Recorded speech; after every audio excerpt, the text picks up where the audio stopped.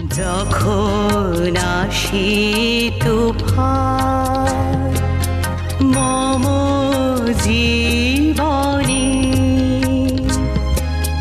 তুমি দেখাও পথ, ওগো জীবন স্বামী।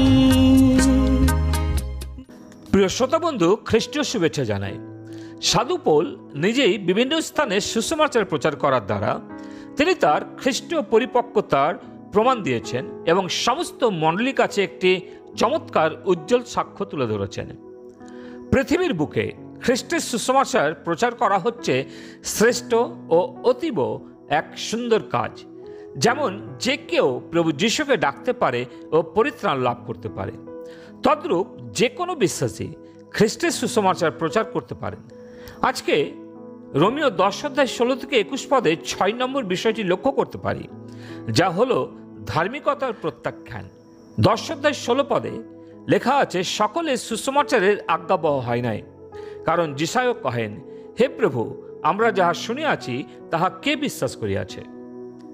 আবার 20 পদে লেখা আছে, আর যিশায়ও অতি সাহসপূর্বক বলেন, যাহারা আমার অন্বেষণ করে নাই তাহারা আমাকে পাইয়াছে, যাহারা আমার কাছে জিজ্ঞাসা করে নাই তাহাদেরকে দর্শন দিয়াছি। কিন্তু ইসরায়েলের বিষয়ে তিনি কহেন, আমি সমস্ত দিন অবাধ্য ও প্রতিকূলবাদী প্রজাবৃন্দের প্রতি হস্ত বিস্তার করিয়াছিলাম। কিন্তু সাধু পৌল জিহুদীদের জন্য অনেক চিন্তিত ছিলেন। যেমন রোমীয় 10:3 পদে লেখা আছে, ভাতৃগণ, আমার হৃদয়ে সুবাসনা এবং তাহাদের জন্য ঈশ্বরের কাছে বিনতি এই, যেন তাহাদের পরিত্রাণ হয়। কেননা আমি তাহাদের পক্ষে এই সাক্ষ্য দিতেছি যে ঈশ্বরের বিষয়ে তাহাদের উদ্যোগ আছে, কিন্তু তাহা জ্ঞান অনুযায়ী নয়। ফলত ঈশ্বরের ধার্মিকতা না জানায় এবং নিজ ধার্মিকতা স্থাপন করিবার চেষ্টা করায় তাহারা ঈশ্বরের ধার্মিকতার বশীভূত হয় নাই। এটা জিহুদীদের বাস্তব চিত্র প্রকাশ করা হয়েছে। বর্তমানে অনেক খ্রিস্ট পরিবারগুলিও একই রকম অবস্থার মধ্য দিয়ে যাচ্ছেন। খ্রিস্টের সম্বন্ধে কোনো জ্ঞান নেই, কিন্তু নিজেকে ধার্মিক দেখাবার চেষ্টা চালিয়ে যাচ্ছেন। এরা হচ্ছে নামধারী খ্রিস্টান, যারা অনেক বেশি তর্ক বিতর্ক করেন। শাস্ত্র জ্ঞানও তো তাদের নেই, যারা পদ মর্যাদা পেতে চান এবং তা না পেলে বচসা করতে থাকেন। ইসরায়েলীয়রা ধার্মিকতাকে প্রত্যাখ্যান করেছিল। এর কারণ ছিল, প্রথমত, ইসরায়েলের জ্ঞান ছাড়াই তাদের উদ্যোগ ছিল। কেউ আবার অবশ্যই উদ্যম ছাড়াই বিপরীত জ্ঞানের শিকার হতে পারে। প্রথমটি উত্তপ্ত ধর্ম অন্ধতার দিকে পরিচালিত করে। যেমন প্রেরিত 22:3 পদে, আমি জিহুদি কিলিকিয়ার তার্সনগরে আমার জন্ম, কিন্তু এই নগরে গমলিয়েলের চরণে মানুষ হইয়াছি, পৈতৃক ব্যবস্থার সূক্ষ্ম নিয়ম অনুসারে শিক্ষিত হইয়াছি, আর আপনারা সকলে অদ্যাপি যেমন আছেন তেমনি আমিও ঈশ্বরের পক্ষে উদ্যোগী ছিলাম। এটা সাধু পৌলের আনুষ্ঠানিকতা ছিল। আবার গালাতিয়া 1:14 পদে লেখা আছে, আর পরস্পরাগত পৈতৃক রীতিনীতি পালনে অতিশয় উদ্যোগী হতে আমার স্বজাতীয় সমবয়স্ক অনেক লোক অপেক্ষা জিহুদি ধর্মে উত্তর অগ্রসর হইতেছিলাম।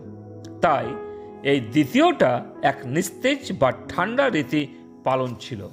পৌলের প্রার্থনা ছিল যে ঈশ্বর ইসরায়েলকে এই জ্ঞান দেবেন। এটা ছিল তার দ্বিতীয়। আধুনিক থিওলজি বা ঈশ্বরত্বের সাথে তার সামান্য মিল থাকবে। রেনহোল্ড নিয়েব্রো একবার বলেছিলেন, জিহুদি ধর্ম এবং খ্রিস্টানত্ব জিহুদীদের পক্ষে অতি সহজ হয়ে উঠেছে। তার নিজস্ব ধর্মীয় উত্তরাধিকারের প্রেক্ষাপটে ঈশ্বরকে আরও সহজে খুঁজে পাওয়ার জন্য যথেষ্ট। তৃতীয়ত, কারণ দেখিয়েছেন দাউদের কথাগুলি সৃষ্টির সম্পর্কে ব্যবহার করেছেন। রোমীয় 10:18 পদে, তাহাদের স্বর ব্যক্ত হইল সমস্ত পৃথিবীতে, তাহাদের বাক্য জগতের সীমা পর্যন্ত। যেমন গীত 19:4 পদে, জিহুদীরা কখনো অস্বীকার করতে পারবে না যে তারা ঈশ্বরের সুসমাচার শুনেনি, কারণ সমস্ত সৃষ্টি, সূর্য, চন্দ্র, গ্রহ, নক্ষত্র সাক্ষ্য দেবে ঈশ্বরের সৃষ্টি সম্পর্কে। চতুর্থ কারণ, মোশি এবং যিশায়ও পূর্বেই বলেছিলেন যে ইসরায়েল ঈশ্বরের ধার্মিকতা প্রত্যাখ্যান করবে।